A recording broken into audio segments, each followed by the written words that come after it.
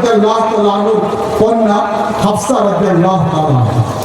সে হাফসা রাদিয়াল্লাহু তাআলার একটা গল্প আমি আপনাদের সাথে তুলে ধরতেছি। যাদেরকে আল্লাহ রাব্বুল আলামিন মক্কা মদিনা যাওয়ার সুযোগ দিয়েছেন, বিশেষ করে যারা মদিনাতে গিয়েছেন, মদিনাতে যাওয়ার পরে নবী করিম সাল্লাল্লাহু আলাইহি ওয়াসাল্লামের রওজা মুবারকে সালাম দেওয়ার জন্য যে দরজা দিয়ে ঢুকতে হয়, এই দরজাটার নাম হলো বাবুস সালাম। এই দরজা দিয়ে ঢুকতে হয়। এই দরজা দিয়ে ঢুকার পরে একদম শেষ মাথা দরজা দিয়ে বের হওয়ার যে রাস্তাটা রয়েছে, ওই রাস্তার আগে হলো নবী করিম সাল্লাল্লাহু আলাইহি ওয়াসাল্লামের কবরে মুবারক, রাসূলের কবর সেখানে রয়েছে। যে জায়গাতে নবী করিম সাল্লাল্লাহু আলাইহি ওয়াসাল্লামের কবরটা রয়েছে, এটার একদম বরাবর, একদম এই পাশে ওয়ালের লাস্ট সীমানা একটা জানালা আছে। এই জানালাটা বলা হয় নাফিদাতুল মুহাব্বা, ভালোবাসার জানালা। এবার চিন্তা করে দেখেন যে নবীর রওজার অপর দিকে একটা জানালা আছে, যে জানালাটার নাম হলো নাফিদাতুল মুহাব্বা, ভালোবাসার জানালা। এর ইতিহাস হলো এটা, রাসূল করিম সাল্লাল্লাহু আলাইহি ওয়াসাল্লাম যেই জায়গায় ওনাকে কবর দেওয়া হয়েছে, এটা হলো হযরত আয়েশা রাদিয়াল্লাহু তাআলা আনহা। সাধারণত নবী যেখানে ইন্তেকাল করেন সেই জায়গাতেই তার কবর হয়, তাই নবী করিম সাল্লাল্লাহু আলাইহি ওয়াসাল্লামকে কবর দেওয়া হয়েছে আয়েশা রাদিয়াল্লাহু তাআলার ঘরে, যেই জায়গাতে তিনি ইন্তেকাল করেছেন। রহমানির রহিম ওয়া রাফা'না লাকা যিকরাক সাদাকাল্লাহু মাওলানাল আযীম। অত্র মাহফিলে উপস্থিত কাবিল ইহতিরাম মুআজ্জাজ উলামায়ে কেরাম, সম্মানিত উপস্থিতি, আল্লাহ রাব্বুল আলামিনের দরবারে লাখো কোটি শুকরিয়া যে আল্লাহ রাব্বুল আলামিন আমাদেরকে ফিতনা ফাসাদের যুগে দুনিয়ার সব ঝামেলা থেকে মুক্ত রেখে দিনই এটি জলসার মাঝে আসার, বসার, কিছু আলোচনা করা ও শোনার সুযোগ দিয়েছেন। আল্লাহ রাব্বুল আলামিনের দরবারে শুকরিয়া হিসেবে সকলে বলি আলহামদুলিল্লাহ। মুআজ্জাজ হাজিরিন, আমি আপনাদের সঙ্গে কোরআন কারীমের ছোট্ট একটা আয়াত তেলাওয়াত করেছি। সর্বোচ্চ আধা ঘন্টা, 11:15 বাজে, 11:15, এই আধা ঘন্টার মধ্যে আমি আমার আলোচনাকে শেষ করে দেওয়ার চেষ্টা করব। আল্লাহ রাব্বুল আলামিন যেন এই অল্প সময়ের মাঝে আমাদের সকলের উপকার হয় এমন কথাবার্তা বলা এবং শোনার তৌফিক দান করুন। আমার পূর্বে হযরত মাওলানা ইউসুফ বুখারী দামাত বরকাতুহু রমজানের ব্যাপারে আলোচনা করেছেন এবং বলেছেন এই কথা যে আজকে সৌদিতে চাঁদ ওঠার কারণে আগামীকালকে ইনশাআল্লাহ শনিবার দিবাগত রাত্রে আমাদের সেহরি খেতে হবে, তারাবি নামাজ পড়তে হবে। রবিবার দিন থেকে আশা করা যায় যে ইনশাআল্লাহ আমাদের দেশে রোজা শুরু হয়ে যাচ্ছে। খুব বরকতময় একটা সময় আমরা এখন নিকটবর্তী চলে আসছি এবং এই মাসের জন্য নবী করিম সাল্লাল্লাহু আলাইহি ওয়াসাল্লাম বিগত 2 মাস রজব এবং শাবান, এই 2 মাসের মধ্যে আল্লাহ রাব্বুল আলামিন সে বরকতের দোয়া চাইতেন। আল্লাহুম্মা বারিক লানা ফি রজব ওয়া শাবান। 2 মাস আগ থেকে নবী করিম সাল্লাল্লাহু আলাইহি ওয়াসাল্লাম দোয়া চাওয়া আরম্ভ করতেন। পাশাপাশি নবী বলতেন বাল্লিগনা রমজান, হে আল্লাহ মৃত্যু যদি দাও তাহলে এই মৃত্যুটা রজব মাসে দিও না, হে আল্লাহ মৃত্যু যদি দাও এটা শাবান মাসে দিও না, মৃত্যু যদি হয় তাহলে যেন রমজানে হয়। রমজান পর্যন্ত হায়াত বাড়ার জন্য নবী করিম সাল্লাল্লাহু আলাইহি ওয়াসাল্লাম দোয়া চাইতেন। কেন? হাদিসের মধ্যে আসছে যে রমজানে যদি কোনো মুমিন ব্যক্তি মারা যায়, যিনি ইমানের তাকাদা হিসেবে কাজ করে দেওয়ার চেষ্টা করেন, সাথে সাথে স্বাভাবিক অবস্থায় মৃত্যুবরণ, আত্মহত্যা করে নাই, কোনো পাপ করে মারা যায় নাই, তাহলে এমন অবস্থায় একজন মুমিন ব্যক্তি স্বাভাবিক অবস্থায় যদি রমজানে মারা যায় তাহলে কবরের 3 প্রশ্ন থেকে সে মুক্তি পেয়ে যায়। আর যে ব্যক্তি কবরের সওয়াল জবাব থেকে মুক্তি পেয়ে যায় সে কবরের আযাবের সম্মুখীন হয় না, তার কবরের আযাব মাফ হয়ে যায়। আর যার একবার কবরের আযাব মাফ হয়ে যায় কিয়ামত পর্যন্ত আযাব বন্ধ থাকে। আর যার এই আযাব একবার বন্ধ হয়ে যায় আশা করা যায় কিয়ামতের ময়দানে জাহান্নাম থেকে সে মুক্তি পেয়ে। এই জন্য নবী করিম সাল্লাল্লাহু আলাইহি ওয়াসাল্লাম রমজান পর্যন্ত হায়াত বাড়ার দোয়া চাইতেন। তো মাত্র একটা দিন আমাদের কাছে বাকি আছে, এই দিনটাই মাত্র বাকি। আল্লাহ আমাদের সকলের হায়াত যেন রমজান পর্যন্ত করতে। মুআজ্জাজ হাজিরিন, আজ যে অনুষ্ঠানে আমরা এখানে একত্রিত হয়েছি সেই অনুষ্ঠানের নাম রাখা হয়েছে শানে রিসালাত। রাসূল করিম সাল্লাল্লাহু আলাইহি ওয়াসাল্লামের রিসালাতের মর্যাদার ব্যাপারে মূলত এই আয়োজন করা হয়েছে। আমাদের বাংলাদেশের বিভিন্ন শিরোনামে বিভিন্ন ধরনের প্রোগ্রাম হয়ে থাকে, তাফসীরুল কোরআন হয়ে থাকে, যেখানে কোরআন কারীমের কোনো আয়াতকে সামনে রেখে মুফাসসিরে কেরাম তারা তাফসীর করে থাকে। কোথাও সিরাত সম্মেলন হয়ে থাকে, যেখানে নবী করিম সাল্লাল্লাহু আলাইহি ওয়াসাল্লামের জীবনের উপর আলোচনা হয়। কখনো এরকমভাবে ইসলামী প্রোগ্রাম হয়ে থাকে, কোন আল্লাহওয়ালা তিনি উম্মতের ইসলামের ব্যাপারে বিষয়গুলি তিনি আলোচনা করে থাকেন। বিভিন্ন শিরোনামে আমাদের দেশে প্রোগ্রাম হয়ে থাকে। আজ আমাদের এই প্রোগ্রামের নাম ব্যতিক্রমধর্মী শানে রিসালাত। নবী করিম সাল্লাল্লাহু আলাইহি ওয়াসাল্লামের নবী এই নবুয়াতের মর্যাদা সম্পর্কিত মূলত এই মাহফিলের আয়োজন করা হয়েছে। তো বাস্তবিক পক্ষে এই মর্যাদাশীল রিসালাত সম্পর্কিত মাহফিলটা হওয়ার কারণে আমি আপনাদের সামনে কোরআন কারীমের ছোট্ট একটা আয়াত তেলাওয়াত করেছি। এই আয়াতটা ছিল এই ওয়া রাফা'না লাকা যিকরাক, হে আল্লাহর নবী আপনার আলোচনাকে আল্লাহ রাব্বুল আলামিন সর্বোচ্চ পর্যায়ে পৌঁছে দিয়েছেন। বাস্তবিক পক্ষে নবী করিম সাল্লাল্লাহু আলাইহি ওয়াসাল্লামের মর্যাদা যেমন আল্লাহ রাব্বুল আলামিন বাড়িয়ে দিয়েছেন, নবী করিম সাল্লাল্লাহু আলাইহি ওয়াসাল্লামের সাথে যখন যে জিনিসটা মিলে গিয়েছে আল্লাহ রাব্বুল আলামিন সেই জিনিসটারও মর্যাদাকে বাড়িয়ে দিয়েছেন। কোন পুরুষ সেও যদি নবীর সাথে মিলে গেছে তাহলে তার জীবনের নমুনা যদি নবীর সাথে মিলে যায় তারও মর্যাদা বেড়ে গেছে। কোন নারী যদি তার জীবনটা নবীর নমুনার সাথে মিলাইতে পারছে তাহলে তারও মর্যাদাটা আল্লাহ রাব্বুল আলামিন বাড়াই দিয়েছে।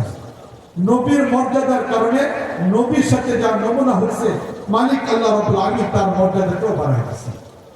বাস্তবিক পক্ষে রাসূল করিম সাল্লাল্লাহু আলাইহি ওয়াসাল্লাম হলেন আল্লাহ রাব্বুল আলামিনের সবচেয়ে প্রিয়। তাই আল্লাহর সাথে যার প্রিয়তা, যার সম্পর্কতা, তার সাথে যার নমুনা মিলে যাবে সেও আল্লাহ রাব্বুল আলামিনের মর্যাদাশীল হয়ে যাবে। ছোট্ট একটা ঘটনা আমি আপনাদের সামনে তুলে ধরতেছি। রাসূল করিম সাল্লাল্লাহু আলাইহি ওয়াসাল্লামের স্ত্রী হযরত উমর ফারুক রাদিয়াল্লাহু তাআলা আনহুর কন্যা হাফসা রাদিয়াল্লাহু তাআলা আনহা, সে হাফসা রাদিয়াল্লাহু তাআলার একটা গল্প আমি আপনাদের সামনে তুলে ধরতেছি।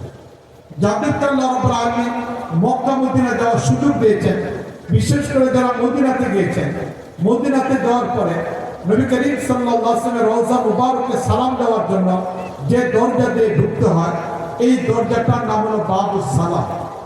এই দরজা দিয়ে ঢুকতে হয়।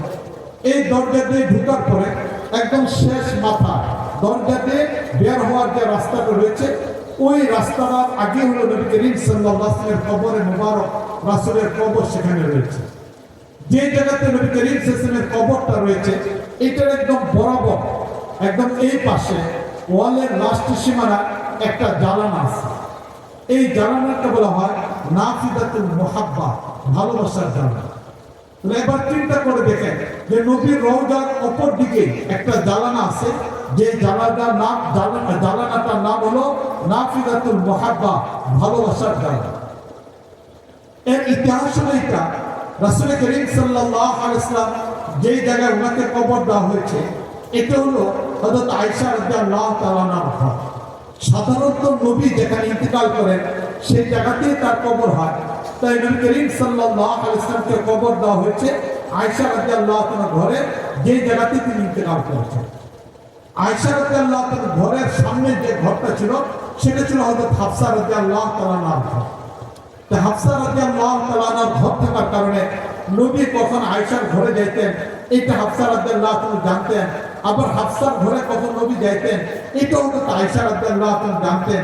পরস্পর সবার সাথে সম্পর্ক ছিল, এই হিসেবে দুইটা ঘর পাশাপাশি ছিল। নবী করিম সাল্লাল্লাহু আলাইহি ওয়াসাল্লাম যখন ইন্তেকাল করলেন এবার ওই নীতিমালা হিসেবে নবী করিম সাল্লাল্লাহু আলাইহি ওয়াসাল্লামকে যে জায়গায় ইন্তেকাল করলেন সেখানে দাফন করা হলো। দাফন করার কারণে আয়েশা রাদিয়াল্লাহু তাআলার ঘরের অর্ধেকটা নবীর কবরের জন্য রেখে দেওয়া হলো, বাকি অর্ধেকে আয়েশা রাদিয়াল্লাহু তাআলা পর্দা দিয়ে তিনি ঘরে থেকে গেলেন। নবীর ইন্তেকালের পরে তিনি ঘরে থেকে গেলেন। যে জায়গাতে কবর দেওয়া হয়েছে সাইডের বেড়াগুলোকে সরানো হয়েছে, এবার সরাসরি হযরত হাফসা রাদিয়াল্লাহু তাআলা এই ঘরের জানালা দিয়ে নবীর কবরটা দেখা যায়। তিনি নবীর ইন্তেকালের পর থেকে নিয়ে পারিবারিক কাজগুলিকে শেষ করার পরেই তিনি সেই জানালা দিয়ে নবী করিম সাল্লাল্লাহু আলাইহি ওয়াসাল্লামের কবরের দিকে তাকায় থাকতেন। শুধু একজন স্ত্রী স্বামীর কবর দেখতেন বিষয়টা এমন না, বরং একজন উম্মত হিসেবে নবীর কবরের দিকে তিনি মায়া মহাব্বতের দিকে তাকিয়ে থাকতেন।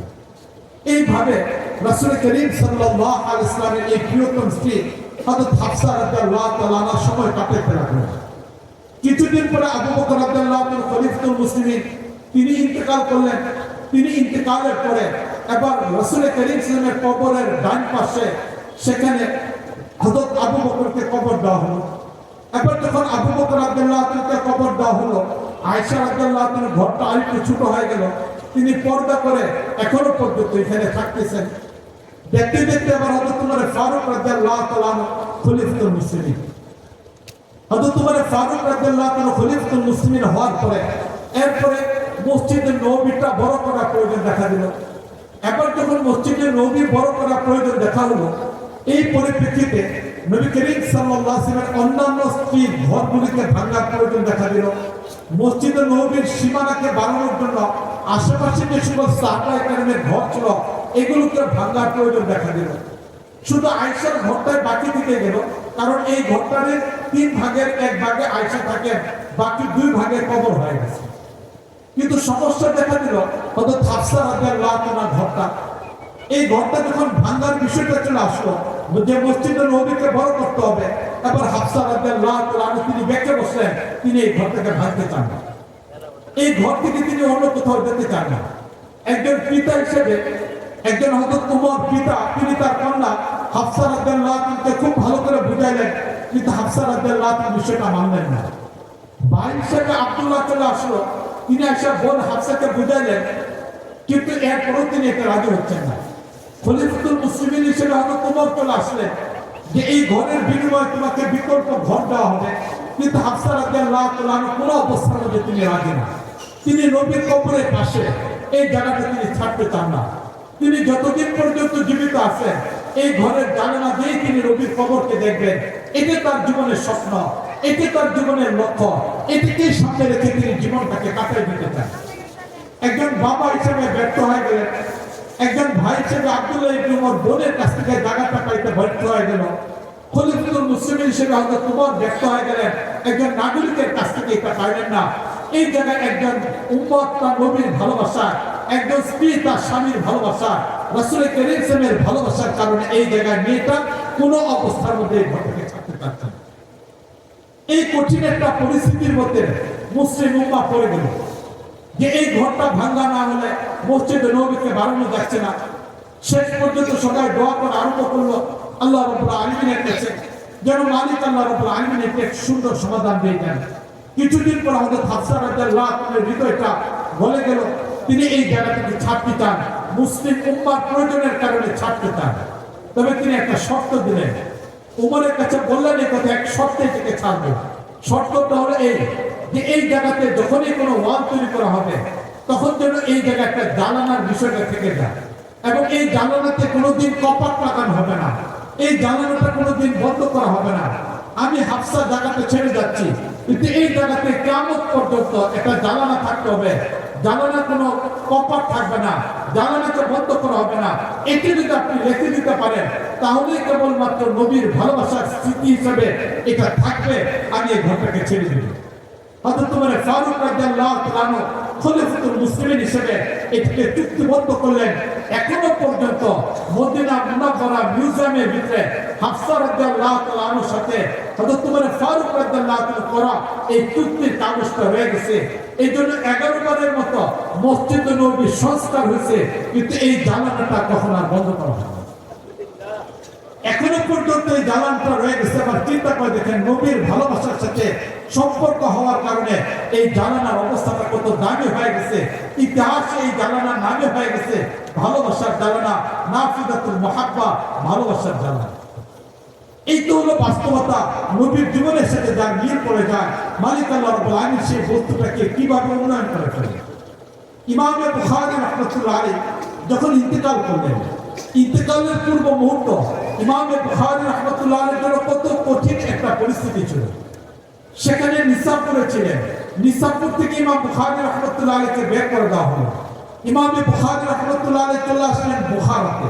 সেখানে ইমাম বুখারী রাহমাতুল্লাহ আলাইহি থাকতে পারলেন না, এখান থেকে ইমাম বুখারীকে বের করে দেওয়া হলো। এবার ইমাম বুখারী রাহমাতুল্লাহ আলাইহি তিনি আবার ভিন্ন দিকে যাবেন। এই অবস্থার ভিতরে খরতম নামক জায়গায় চলে আসলো।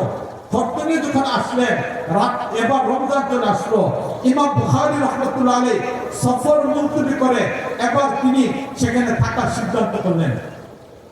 রমজান অতিবাহিত হলো, ওই দিক থেকে বুখারার গভর্নর জানিয়ে দিলেন ইমাম বুখারীকে রাখা যাবে না, এই জায়গা বের করতে হবে। এবার ঈদের চাঁদ উঠে গেল, ইমাম বুখারী রাহমাতুল্লাহ আলাইহির ব্যাপারে ফরমান জারি হয়ে গেল, চলে যাও, বুখারা ছেড়ে চলে যাও। ইমাম বুখারী রাহমাতুল্লাহ আলাইহি চলে গেলেন, রওনা দিয়ে দিলেন, এশা নামাজ পড়লেন। এশা নামাজের পরে তিনি উঠলেন অথবা ঘোড়ার উপরে উঠলেন। কিছু দূর যাওয়ার পরে ইমাম বুখারী রাহমাতুল্লাহ আলাইহির শারীরিক অবস্থা অবনতি হওয়া শুরু হলো। এই ইমাম বুখারী রাহমাতুল্লাহ আলাইহি শরীর থেকে ঘাম বের হওয়া শুরু হলো, দুর্বলতা চলে আসলো। খাদেম যারা ছিলেন তারা বিষয়টিকে লক্ষ্য করলেন, লক্ষ্য করার পরে এরপর ইমাম বুখারী রাহমাতুল্লাহ আলাইহিকে ঘোড়া অথবা উট থেকে নামানো হলো, রাস্তার এক পাশে ইমাম বুখারীকে রাখা হলো। আর এই অবস্থায় ইমাম বুখারী দুনিয়া থেকে বিদায় নিলেন। এই যে ইমাম বুখারী রাহমাতুল্লাহ আলাইহি ঘর পর্যন্ত যেতে পারেন নাই, নিজের জন্মভূমি থেকে বিতাড়িত হলেন। ইমাম বুখারী রাহমাতুল্লাহ আলাইহি নিজের সম্মানসূচক একটা অবস্থান, মৃত্যুটা এটা ঠিক মতো হয় নাই, ঈদের রাতে ইন্তেকাল করলেন। চারদিক থেকে সংবাদ ছড়িয়ে পড়লো। এই অবস্থার মধ্যে ইমাম বুখারী রাহমাতুল্লাহ আলাইহি ঈদের দিন জোহরের নামাজের পরে ওনার দাফন হলো। খরতম নামক জায়গায় যখন দাফন করা হলো, মুআজ্জাজ হাজরিন, ইতিহাস এটাই দেখলো। এবার একদিক থেকে ইমাম বুখারীকে মাটির নিচে দাফন করা হলো, অপর দিক থেকে ইমাম বুখারী রাহমাতুল্লাহ আলাইহি কবর থেকে সুগন্ধি বের হচ্ছে। এবার মানুষ সেখান থেকে মাটি নেওয়া আরম্ভ করলো। এটাকে এবার বিভিন্ন ভাবে সংরক্ষণের ব্যবস্থা করা হয়, কোনোভাবেই পারা যাচ্ছে না। শেষ পর্যন্ত 40 দিন পর্যন্ত এটা ছিল। ওই যুগের উলামায়ে কেরাম আল্লাহর কাছে দোয়া করা আরম্ভ করলেন, শেষ পর্যন্ত আল্লাহ রাব্বুল আলামিন এটাকে বন্ধ করলেন। ইমাম বুখারী রাহমাতুল্লাহ আলাইহি কবরের মাঝে এই ধরনের কাজ কেন হলো? উলামায়ে কেরাম এই কথা বলেন, নবীর জীবনের সাথে ইমাম বুখারীর জীবনটাকে মিলাইছেন, যার কারণে মালিক আল্লাহ রাব্বুল আলামিন এই মর্যাদা দিয়েছেন। ওয়ারাফা'না লাকা যিকরাক, নবীর জীবনের সাথে যার জীবন মিলে যাবে, নবীর যেমন উঁচা হয়ে যায়, নবীর আলোচনা যেমন সর্বোচ্চ পর্যায়ে, নবীর জীবনের সাথে যার জীবন মিল করে যাবে, তার জীবনটা এমন একটা মর্যাদাশীল হয়ে যাবে।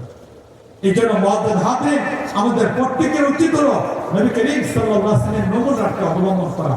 নবীকে আল্লাহ রাব্বুল আলামিন পাঠিয়েছিলেন নমুনা অবলম্বনের জন্য।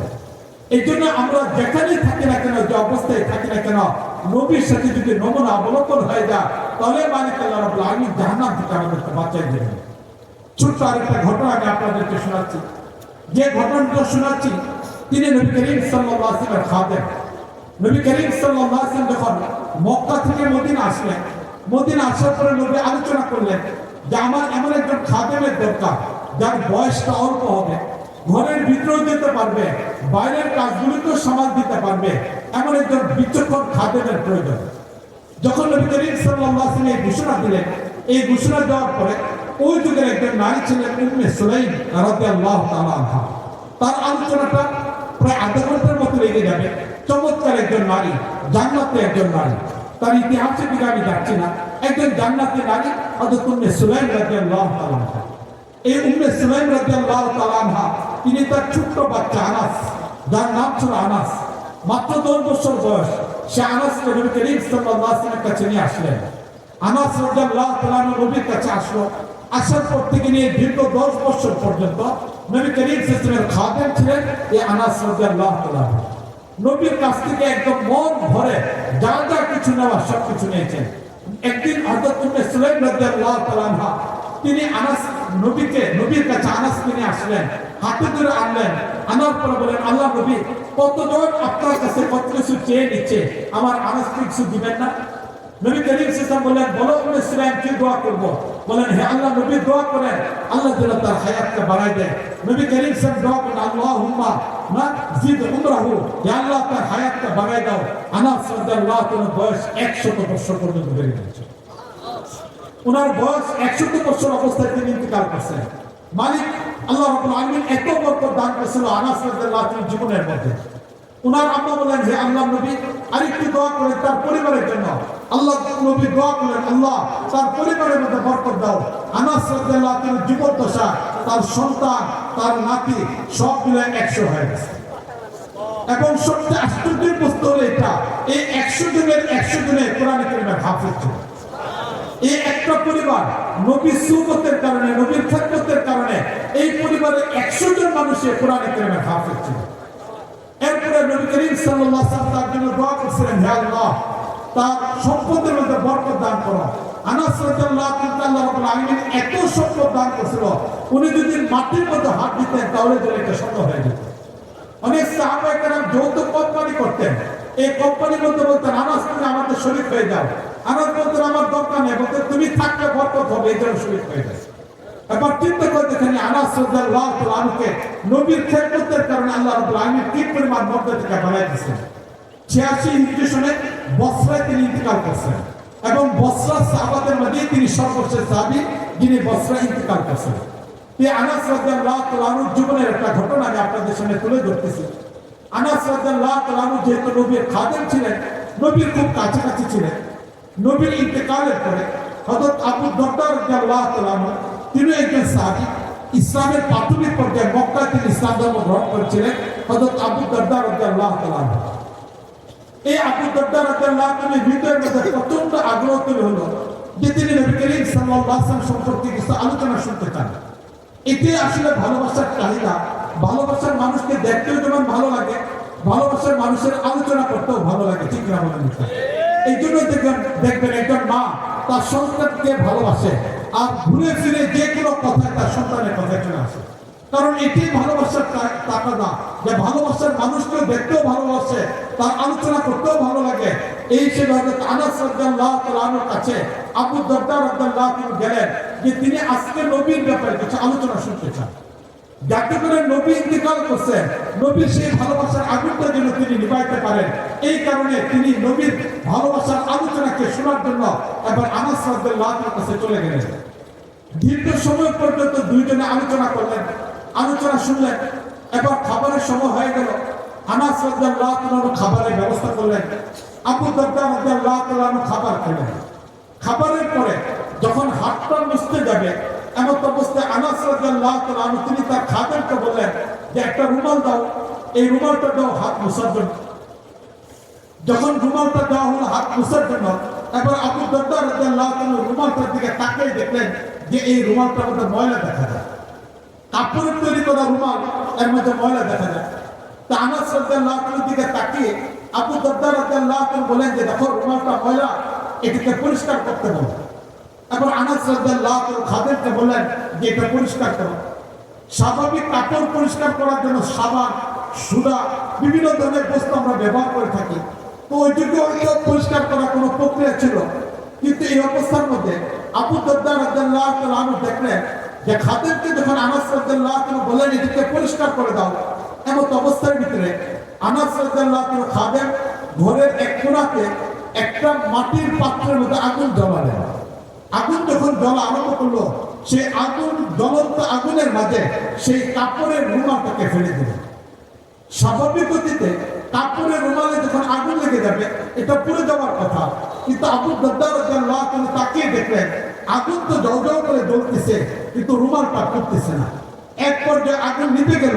এই অবস্থায় খাদেম রুমালটাকে বের করলেন, আগুনের কোন অংশ পুড়ে যায় নাই, বরং আবু দারদা রাদিয়াল্লাহু তাআলা তাকিয়ে দেখলেন যে এই রুমালের পূর্ণটা ময়লা পরিষ্কার হয়ে এটা সম্পূর্ণ পরিষ্কার পরিচ্ছন্ন হয়ে গেছে। তিনি এই দৃশ্যটা থেকে আশ্চর্য হয়ে গেলেন। স্বাভাবিক গতিতে আগুনে কাপড় দিলে পুড়ে যাওয়ার কথা, আর এই থেকে একটা ময়লা পরিষ্কার হয়ে গেল। যখন এই কথা তিনি দেখলেন, এই দৃশ্যটা যখন দেখলেন, দেখার পরে এবার তিনি আবু দারদা রাদিয়াল্লাহু তাআলা আনাস রাদিয়াল্লাহু তাআলা বললেন, আনাস ঘটনা কি, কেন এমন হলো, কারণটা কি? এবার আনাস রাদিয়াল্লাহু তাআলা কান্না করা আরম্ভ করলেন। তিনি বলেন আমার নবীর কথা মনে হয়ে গেছে, নবী করিম সাল্লাল্লাহু আলাইহি ওয়াসাল্লামের জীবনে একটা ঘটনা মনে হয়ে গেছে। এই কথা বলে তিনি কাঁদলেন। কান্না করার পরে এবার তিনি বলেন একদিন দুপুরের ঘটনা, নবী করিম সাল্লাল্লাহু আলাইহি ওয়াসাল্লাম আমাদের বাড়িতে আসলেন। প্রচন্ড রৌদ্র ছিল। এই রৌদ্রতে যখন নবী আসলেন, নবীর গাম মুবারক থেকে গাম বের হচ্ছিল। আমার আম্মা উম্মে সুলাইম তখন নবী করিম সাল্লাল্লাহু আলাইহি ওয়াসাল্লামের গায়ের গামগুলিকে মুছার জন্য এই রুমালটা দিয়েছিল। নবী করিম সাল্লাল্লাহু আলাইহি ওয়াসাল্লাম এই রুমালটা দিয়ে গাম মুছলেন। যেহেতু ঘাম মুছলেন, মুছার পরে আমার মা এটাকে যত্ন করে রেখে দিলেন। কিছুদিন পরে এটা ময়লা হলো, ময়লা হওয়ার কারণে মা চিন্তা করলেন এটা পরিষ্কার করি, সাবান দেওয়া হলো, পরিষ্কার করার জিনিসগুলো ব্যবহার করা হলো, কিন্তু পরিষ্কার হচ্ছে না। এখন দীর্ঘদিন যাবৎ ঘরে থাকা অবস্থায় ময়লা পড়তেছে, কিন্তু এটা পরিষ্কার করা যাচ্ছে না। মা এবার চিন্তা করলেন নবীর গায়ের সাথে এটা লেগে গিয়েছে, এমন অবস্থায় এটা ময়লা যুক্ত হলে একসময় মানুষ ফেলে দিবে, তাহলে তো এটা মাটিতে পড়ে যাবে, মানুষের পায়ের মধ্যে লেগে যেতে পারে। নবীর গায়ের একটা অংশ মানুষের পায়ের নিচে পড়ে যাবে, এটা ধরতে পারে না। এই বিষয়টাকে চিন্তা ভাবনা করে আমার মা চিন্তা করলেন মাটির নিচে পুঁতে ফেলবেন। আবার চিন্তা করলেন মাটির নিচে পুঁততে গেলে যদি নষ্ট না হয় তাহলে তো একসময় বের করে ফেলবে, মানুষ জানবে না যে এই রুমালের সাথে নবীর গায়ের অংশ মিলিত ছিল, এটা হয়তো জানবে না। এই জন্য আমার মা সেখানে আগুন জ্বালিয়ে এটাকে পুরার সিদ্ধান্ত নিলেন। কিন্তু আমরা লক্ষ্য করে দেখলাম যখনই এটাকে আগুনে পুড়ে ফেলার জন্য দেওয়া হলো, তখন আগুনে এটা পুড়ে যায় নাই, এটা বরং ময়লাকে পরিষ্কার করে পরিচ্ছন্ন অবস্থায় সেখান থেকে বের হয়ে আসে। এই যে নবী করিম সাল্লাল্লাহু গায়ের ছোঁয়া লাগছে, এই ছোঁয়ার কারণে আল্লাহ রাব্বুল আলামিন এটাকে আগুনের পুরা থেকে হেফাজত করে ফেলছেন। মুআজ্জাজ হাজরিন, এবার বিষয়টাকে একটু চিন্তা করে দেখেন, নবীর গায়ের ঘামের ছোঁয়া লাগার কারণে কাপড় যদি আগুনের সাথে জ্বলে না যায়, কোন একজন ব্যক্তি যদি সেই নবী করিম সাল্লাল্লাহু আলাইহি ওয়াসাল্লাম যার আলোচনা মালিক আল্লাহ রাব্বুল আলামিন সর্বোচ্চ পর্যায়ে নিয়ে গিয়েছেন, ওয়া রাফা'না লাকা যিকরাক, নবী করিম সাল্লাল্লাহু সম্পর্কে মালিক ঘোষণা করেছেন সেই নবী করিম সাল্লাল্লাহু সুন্নতের অনুসরণ যদি কোনো একজন ব্যক্তির মাঝে চলে আসে, ব্যক্তি জীবনে, পারিবারিক জীবনে, সামাজিক জীবনে, রাষ্ট্র জীবনে, আন্তর্জাতিক জীবনে, প্রতিটা জায়গায় যদি নবী করিম সাল্লাল্লাহু আলাইহি ওয়াসাল্লামের এই সুন্নতের অনুসরণ চলে আসে, তাহলে ওই যুগের মানুষগুলো কখনো জাহান্নামে হতে পারে না, ঠিক না বলেন? এই জন্য আমাদের উচিত হলো এটা নবী করিম সাল্লাল্লাহু আলাইহি ওয়াসাল্লামের জীবনের সাথে নিজেদের জীবনকে মিলানোর চেষ্টা করি। এছাড়া আমাদের ভিন্ন কোনো পথ নাই, অন্য কোনো তন্ত্র মন্ত্রের দ্বারা কখনো সফলতা আসবে না। মুমিনের সফলতা প্রযুক্তির উপরে নয়, মুমিনের সফলতা ভিন্ন কোনো চিন্তা চেতনার উপর নয়। ইসলাম এবং মুমিনের সফলতা একমাত্র, কেবলমাত্র, শুধুমাত্র আমাদের মালিক আল্লাহ রাব্বুল আলামিন ইসলামের উপর রেখে দিয়েছেন, দ্বীনের উপর রেখে দিয়েছেন। যত তাড়াতাড়ি আমরা মুসলমান এটাকে বুঝবো, তত বেশি পরিমাণ আমাদের জন্য ফায়দা হবে। আর এটা বুঝতে যদি আমাদের বিলম্ব হয়ে যায়, 53 বছর চলে গেছে, এখনো পর্যন্ত ফায়দা অর্জন করা যায় নাই, ভিন্ন আরো 1000 বছর চলে গেল, ইসলামকে বাদ দিয়ে ভিন্ন কোনো পথে যদি আসা হয় সফলতার জন্য আসবে। এই জন্য মুআজ্জাজ হাজরিন, আসল ইসলামকে আপন করে নেই, দ্বীনকে আপন করে নেই, নবী করিম সাল্লাল্লাহু আলাইহি ওয়াসাল্লামের সাথে নিজেদেরকে মিলাই নেই। আল্লাহ রাব্বুল আলামিন আমাদের সবাইকে তৌফিক দান করুন। আজকের এই মাহফিলকে আল্লাহ রাব্বুল আলামিন কবুল মঞ্জুর করুন, এই প্রতিষ্ঠানকে আল্লাহ রাব্বুল আলামিন কবুল মঞ্জুর